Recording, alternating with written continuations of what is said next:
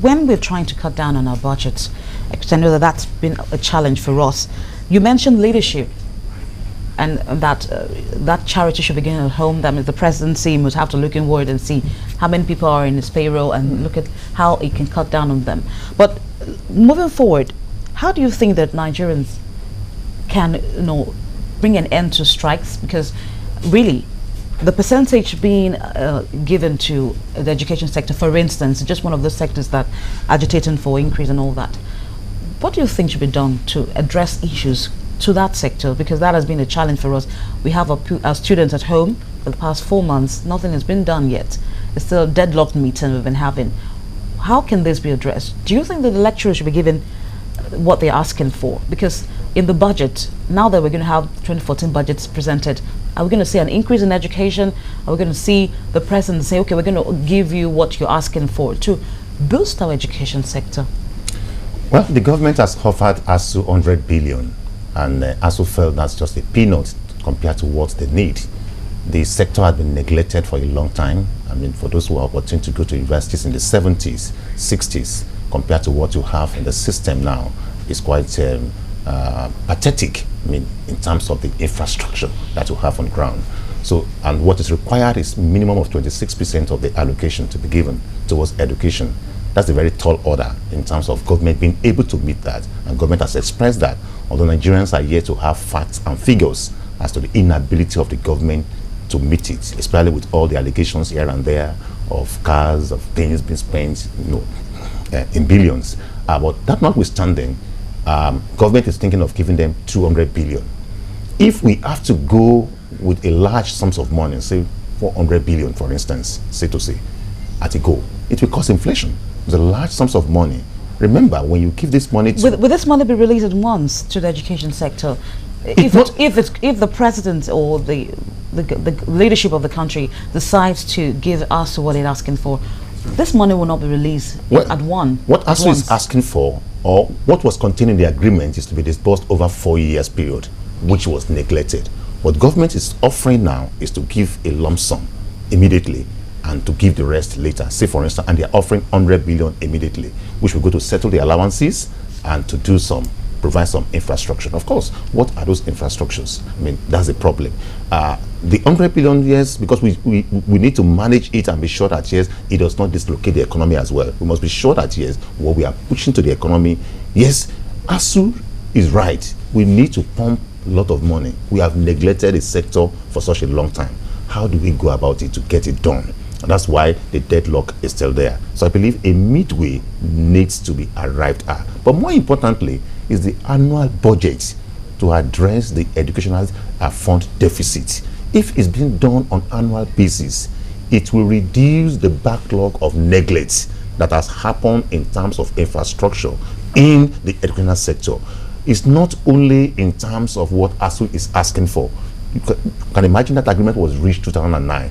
A lot of things has also happened now, and by the time ASU is concluding their own, I'm sure the non-teaching staff will also rear their head. And so it should be a holistic measure. So it's an holistic measure, not just given the academic that should be addressed alone. On an annual basis with a reasonable percentage. I mean, when you look at your budget, and we're talking about 3%, 4% for education, to me, I think it is low.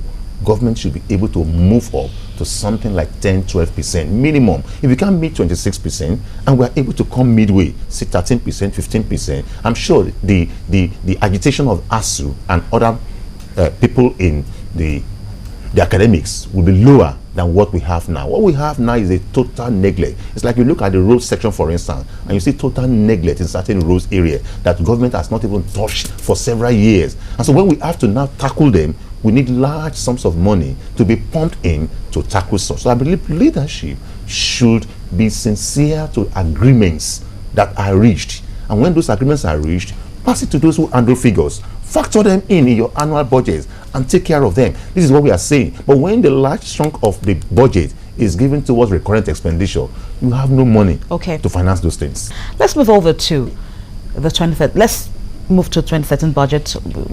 How would you assess the implementation of that budget? I'm going to start with Gabriel this time. How would you look at the implementation of this budget so far? Well, I think everyone agrees that it has been underperforming in terms of implementation. The Minister of Finance herself has said that one, oil theft, two, lower prices in the international market meant that they had a significant revenue shortfall. So there wasn't enough money as expected in the budget to implement it, even if there was the capacity. Then there has always been issues of capacity, because when you approve a budget, the agencies, the MDAs, are supposed to do their due process and then access those funds. There has always been issues about how effectively that is done, and that's what has thrown up the issue we are dealing with now with the cars that were not even in the budget, and you had up to 200 million out of so there are issues of capacity to even implement the budget, which continue to dog the nation. Most of the MDAs don't have the capacity, even though they keep asking for the money. And then when the releases are made, they now rush. Like, you approve a budget in April, the first quarter is gone, then you have 2 quarters by May or June when you actually start to release. So almost every MDA has not got up to 70%. The highest releases are in the range of 60, 70, 80%. No one have got anything beyond 80%. So the releases don't come in time. The capacity to execute is suspect in a lot of MDAs. And then we did not get enough revenue that was in the original budget. So across the board is certainly underperforming, and you really don't have time left in November and December to catch up. Okay. Ezekiel, how do you think we can address this inefficiency in terms of capacity to execute the budget? What can be done? Because if that has been a major challenge for the country, something must be done about it. Let me suggest 3 things. The first one is funds should be released promptly. When you want to release votes to execute contracts or to meet, from the budget, release them at the appropriate time. You will notice that when funds are released, for instance, say in December, of course there's no way the MDAs and the ministries can be able to access such funds, and then we end up doing maybe 40% of the budget at the end of the day. The second one is there are occasions when funds were not released at all. The moment you have something in the budget, I believe that yes, the various MDAs and departments are already working about it, and the execution should be worked towards so that yes, they are able to effectively carry them out. And of course, the third one is that when the budget has been made, there is need for monitoring, there is need for evaluation. We don't need to wait until the end of the year.